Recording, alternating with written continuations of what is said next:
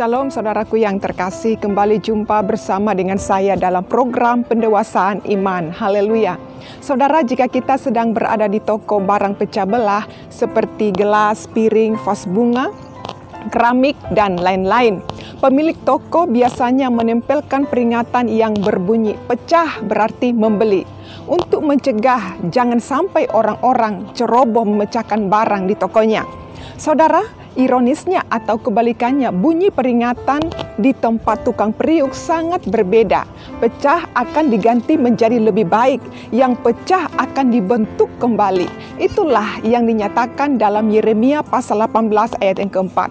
Apabila bejana yang sedang dibuatnya dari tanah liat di tangannya itu rusak, maka tukang periuk itu mengerjakannya kembali menjadi bejana lain menurut apa yang baik pada pemandangannya.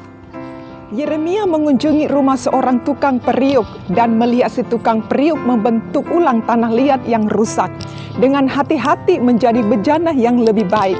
Nabi Yeremia mengingatkan kita bahwa Tuhan adalah tukang periuk yang sangat ahli dalam membentuk bejana kehidupan kita dan kita tanah liatnya. Dia berdaulat dan sanggup memakai apa yang diciptakannya untuk menghancurkan keburukan dan menciptakan keindahan di dalam diri kita. Tuhan dapat membentuk kita sekalipun kita rusak atau hancur. Dia adalah tukang periuk yang ulung, yang sanggup dan mau menciptakan bejana baru dan berharga dari kepingan diri kita yang hancur. Tuhan tidak menganggap kehidupan lama, kesalahan dan dosa masa lalu kita sebagai bahan yang tak dapat dipakai kembali. Dia memungut kepingan-kepingan hidup kita dan membentuknya kembali menurut rancangan yang terbaik di matanya. Sekalipun hancur, kita tetap dipandang berharga oleh sang tukang periuk yang agung. Dengan tangannya, pecahan dan kepingan hidup kita dapat dibentuk kembali menjadi bejana yang indah yang dapat dipakainya. Saudara, penting untuk kita renungkan bahwa Tuhan yang bertindak sebagai tukang periuk dapat menciptakan sesuatu yang baru dari serpihan hidup kita yang rusak. Dan bagaimana saudara bisa tenang dan menerima ketika tukang periuk itu membentuk saudara menjadi bejana yang indah. Saudara, penting untuk kita memahami bagaimana Tuhan membentuk kita secara rohani. Karena pada akhirnya tujuan Tuhan menyuruh Nabi Yeremia ke tempat tukang periuk adalah untuk menyatakan tentang otoritas Tuhan dalam membentuk umatnya. Oleh karena itu, dalam konteks kekristenan, pembentukan rohani diartikan sebagai proses yang dilakukan secara terus-menerus, sistematis, dan sadar untuk mencapai tujuan yang Tuhan inginkan, yaitu menjadi serupa dengan Kristus dalam seluruh hidup kita melalui ketaatan pada firman Tuhan dan kekuatan yang diberikan oleh Roh Kudus. Saudara, ada beberapa prinsip Alkitab yang perlu kita perhatikan berhubungan dengan proses pembentukan hidup rohani seorang Kristen. Yang pertama, hidup rohani seorang Kristen dimulai dari anugerah keselamatan yang diberikan oleh Allah melalui kematian dan kebangkitan Yesus Kristus. Untuk dapat memperoleh keselamatan adalah dengan percaya kepada Tuhan Yesus dengan karya keselamatannya, yaitu Tuhan Yesus yang disalib, mati, dan bangkit pada hari yang ketiga. Maka keselamatan disebut sebagai anugerah karena bukan manusia yang mengusahakannya, tetapi Tuhan sendiri yang berkarya bagi keselamatan seluruh umat manusia. Kehidupan rohani yang sejati bukan lahir dari usaha manusia, namun dimulai dari panggilan ilahi, kelahiran baru dan pertobatan.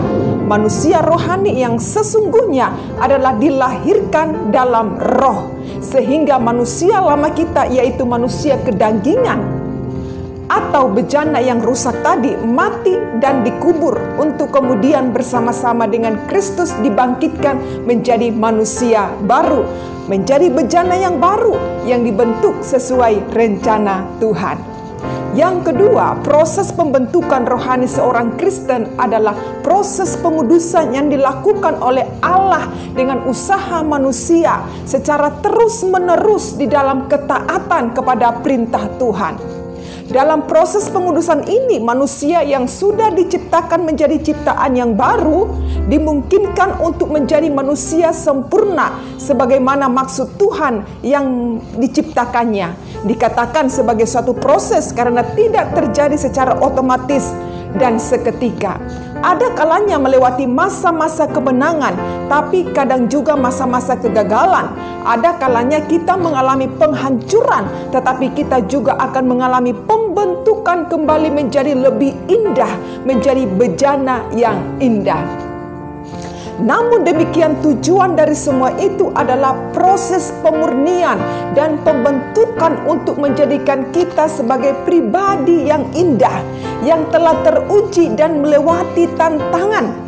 Maka seperti yang disampaikan oleh Rasul Paulus dalam 2 Timotius 4 ayat 7, aku telah mengakhiri pertandingan yang baik, aku telah mencapai garis akhir, dan aku telah memelihara iman.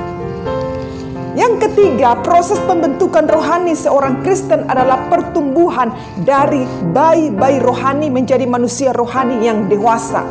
Hidup rohani seorang Kristen tidaklah statis, namun dinamis. Hidup dan bertumbuh. Dalam pertumbuhan kehidupan seorang Kristen terus-menerus diubah dan dibentuk hingga mencapai tujuan utama, yaitu kedewasaan rohani, yaitu menjadi serupa dengan Kristus. Proses-proses inilah yang harus dilewati dalam pertumbuhan rohani.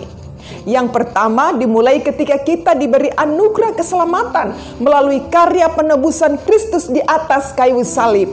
Kemudian yang kedua, kita mengalami proses pengudusan dari Tuhan sehingga manusia berdosa, manusia lama menjadi ciptaan yang baru, dibentuk menjadi baru, menjadi bejana baru. Kemudian yang ketiga, mengalami pertumbuhan dari bayi menjadi dewasa. Ketiga proses inilah yang akan mengubahkan kehidupan saudara menjadi indah, menjadi baru, dan menjadi dewasa di dalam kehidupan rohani dan iman kepada Kristus.